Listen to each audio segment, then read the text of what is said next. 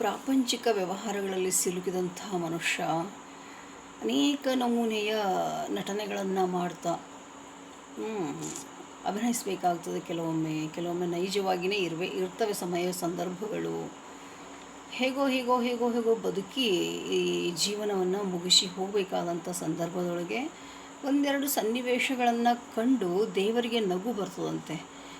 ಅವೆರಡು ಸನ್ನಿವೇಶಗಳಂತಂದರೆ, ಒಬ್ಬ ರೋಗಿಗೆ ಡಾಕ್ಟರು ಟ್ರೀಟ್ಮೆಂಟ್ ಕೊಡುವಾಗ ಇನ್ನೇನು ಸಾಯೋ ಸ್ಥಿತಿಗೆ ಬಂದು ತಲುಪಿದಾನೆ ರೋಗಿ ಅಂತ ಡಾಕ್ಟರ್ಗೆ ಗೊತ್ತಿದೆ, ಸಾಯ್ತಾನೆ ಇವನು ಅಂಥೇಳಿ. ಆದರೂ ಡಾಕ್ಟರ್ ಏನು ಹೇಳ್ತಿರ್ತಾರೆ ಅವನಿಗೆ, ಹೆದರಬೇಡ, ಗಾಬರಿ ಆಗಬೇಡ, ನಾನಿದ್ದೀನಿ, ನಿನ್ನನ್ನು ಉಳಿಸ್ಕೋತೀನಿ, ನಿನ್ನ ರೋಗ ಕಡಿಮೆ ಮಾಡ್ತೀನಿ ಅನ್ನೋವಾಗ ದೇವರು ನಗ್ತಾನಂತೆ.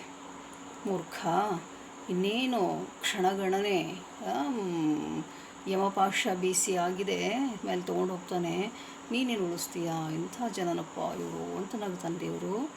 ಇನ್ನೊಂದು ಸಂದರ್ಭ, ಅಣ್ಣ ತಮ್ಮಂದಿರು ಹುಟ್ಟುತ್ತಲೇ, ಅಣ್ಣ ತಮ್ಮಂದಿರು ಬೆಳೆಯುತ್ತಲೇ ದಾಯಾದಿಗಳು ಅಂತಾರಲ್ಲ, ತಮ್ಮ ಪಾಲಿಗೆ ಬಂದದ್ದನ್ನು, ಹೊಲನೋ ಮನಿನೋ ಏನೇ ಇರ್ಬೋದು, ಇದು ನಂದು ಇದು ನಿಂದು ಅಂತ ಹಗ್ಗ ಹಚ್ಚಿ ಟೇಪ್ ಹಚ್ಚಿ ಅಳಿತಾ ಇರ್ತಾರಲ್ಲ, ಈ ಭಾಗ ನಂದು ಈ ಭಾಗ ನಿಂದು.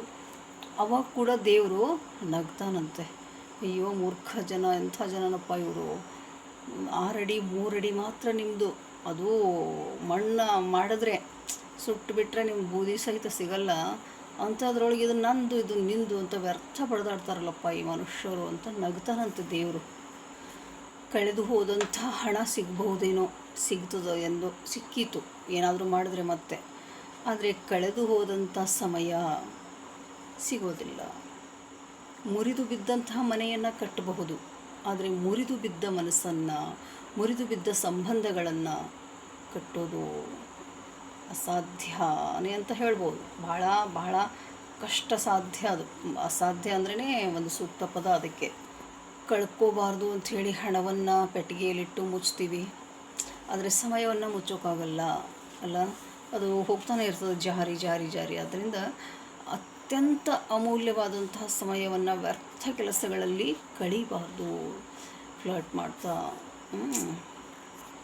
ನಮಗನ್ನಿಸ್ತದೆ ಸಮಯ ಸರಿದು ಹೋಗ್ತಾ ಇದೆ, ಈ ಸಮಯ ನಾಳೆ ಇಲ್ಲ, ನಾಳಿನ ಸಮಯ ನಾಡಿದ್ದಿಲ್ಲ, ಈ ಕ್ಷಣ ಇನ್ನಿಲ್ಲ ಅನ್ನಿಸ್ತಿರ್ತದೆ. ಆದರೆ ನಿಜವಾಗಿ ಹೋಗ್ತಾ ಇರೋದು ನಮ್ಮ ಶರೀರ.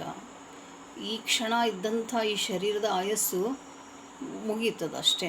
ಹೀಗೆ ಸಮಯದ ಜೊತೆಗೆ ನಮ್ಮ ಶರೀರ ಹೋಗ್ತಾ ಇದೆ ಅನ್ನೋ ಅರಿವನ್ನು ಇಟ್ಕೊಂಡ್ರೆ ಈ ಭಾಗ ಮಾಡೋದು, ಈ ಜಗಳ, ಕಲಹ, ದೊಂಬಿ ಇವೆಲ್ಲ ನಡೆದವಲ್ಲ ಈಗ, ಅದು ಕುಟುಂಬದ ಹಿಡಿದು ದೇಶ ಜಗತ್ತಿನವರೆಗೂ ಅವೆಲ್ಲ ಬಹುಶಃ ನಿಂತು ಹೋಗ್ಬೋದೇನೋ.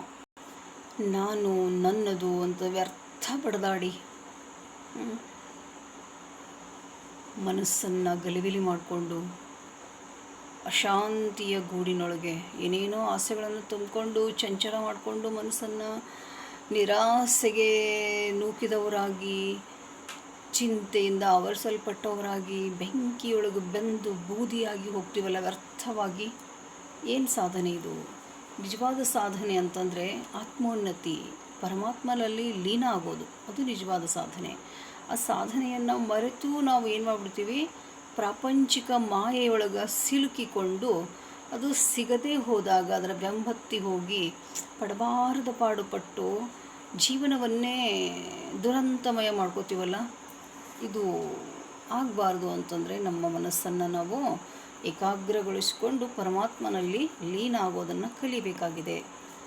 ಯಾವುದೇ ವಸ್ತು, ವಿಷಯ, ವ್ಯಕ್ತಿಯನ್ನು ತನ್ನದು ಅಂತ ತಿಳ್ಕೊಬಾರ್ದು. ಅದು ನಮ್ಮದಲ್ಲ, ಯಾವುದೂ ನಮ್ಮದಲ್ಲ. ಯಾವಾಗ ಕಾಮನೆ ಹುಟ್ಕೋತದ ಅಂದರೆ ಬಯಕೆ ಹುಟ್ಕೋತದಲ್ಲ, ಅಲ್ಲಿ ದುಃಖ ಅದ್ರ ಜೊತೆನೇ ದುಃಖ, ನಿರಾಸೆ, ನೋವು ಅವು ಸಹಜವಾಗಿ ಬಂದುಬಿಡ್ತವೆ. ಆದ್ದರಿಂದ ಇಲ್ಲಿ ಯಾವುದು ಶಾಶ್ವತ ಅಲ್ಲ, ಯಾವುದು ನಮ್ಮದಲ್ಲ. ನಾವು 3 ದಿನ ಇರ್ಲಿಕ್ಕೆ ಬಂದವರೇ, ಅವರು 3 ದಿನ ಇರ್ಲಿಕ್ಕೆ ಬಂದವರೇ. ನಮ್ಮ ಸಮಯ ಬಂದಾಗ ನಾವು ಸರಿದು ಹೋಗ್ತೀವಿ. ಆದ್ದರಿಂದ ಯಾವುದಕ್ಕೂ ಹೆಚ್ಚು ಒತ್ತು ಕೊಟ್ಟು, ಮಹತ್ವ ಕೊಟ್ಟು ಅಂಟುಕೊಂಡು ಇರಬಾರ್ದು ಅಂತ ಹೇಳ್ತದೆ ನೀತಿ. ನಾವು ಮತ್ತು ಅದನ್ನು ಮರೆತು ಮೀರಿ ನಿಂತು ಅದನ್ನೇ ಬಲವಾಗಿ ನೆಚ್ಕೊಂಡು ಕೂತು ಚಿಂತೆಯ ಮಡುವಲ್ಲಿ, ದುಃಖದ ಕಡಲಲ್ಲಿ ಮುಳುಗಿ ಸಾಯ್ತೀವಲ್ಲ, ಇದು ಮನುಷ್ಯನ ಮೂರ್ಖತನ ಅಂದೆ ಬೇರೆ ಏನಲ್ಲ. ಯಾವುದೇ ವಸ್ತು ವ್ಯಕ್ತಿ ವಿಷಯವನ್ನು ನಮ್ಮದು ಅಂತ ತಿಳ್ಕೊಂಡಾಗ ಅಶುದ್ಧಿ ಉಂಟಾಗ್ತದೆ, ಮನಸ್ಸಲ್ಲಿ ಅಶಾಂತಿ ತಾನಾಗಿಯೇ ಬರ್ತದೆ. ಹುಡ್ಕೊಂಡು ನಾವೇನೇ ಅಶಾಂತರಾಗಿ ಬಳಲ್ತೀವಿ. ಎಲ್ಲ ಸುಖವು ನನಗೇ ಸಿಗಲಿ ಅನ್ನೋದೇ ಭೋಗ, ಬೇರೆಯವರಿಗೂ ಸಿಗಲಿ ಅನ್ನೋದು ಯೋಗ. ಬೇರೆಯವರಿಗೇ ಸಿಗಲಿ ಅಂತಲ್ಲ, ನಾವು ಪಡ್ಕೊಳ್ಳೋಣ, ಬೇರೆಯವರಿಗೂ ಸಿಗಲಿ ಅನ್ನೋ ಏನು ಸದಾಶಯ ಇರ್ತದಲ್ಲ, ಅದು ನಿಜವಾದ ಯೋಗ. ಭಗವಂತನನ್ನು ನಮ್ಮವನು ಅಂತ ತಿಳ್ಕೊಳ್ಳೋದು ಯೋಗ, ಹೌದಲ್ಲ. ಭಗವಂತನಿಂದ ಏನನ್ನಾದರೂ ಬಯಸೋದಿದೆ ಅಲ್ಲ, ಅಪೇಕ್ಷೆ ಪಡೋದಿದೆ ಅಲ್ಲ, ಅದು ಭೋಗ. ಅವನೇ ನಮ್ಮವನಾಗಿರುವಾಗ ಅವನಿಂದ ಇನ್ನೇನು ಬಯಸೋದು, ಅದು ಭೋಗವಾಗ್ತದೆ. ವಿಯೋಗದಿಂದ ಯೋಗ ಉಂಟಾದರೆ ಸಂಯೋಗದಿಂದ ಭೋಗ ಉಂಟಾಗ್ತದೆ. ವಿಯೋಗದಿಂದ ಯೋಗ ಅಂದರೆ ನಾವು ದೂರ ಆಗಿಬಿಟ್ಟಾಗ ಮನುಷ್ಯನ ಮನಸ್ಸು ಏಕಾಗ್ರತೆಗೆ ಬರ್ತದೆ, ಅವಾಗ ಯೋಗಿ ಆಗ್ತಾನೆ. ಸಂಯೋಗಗೊಂಡ್ವಿ ಅಂತಂದರೆ ಭೋಗಿ ಆಗ್ತಾನೆ.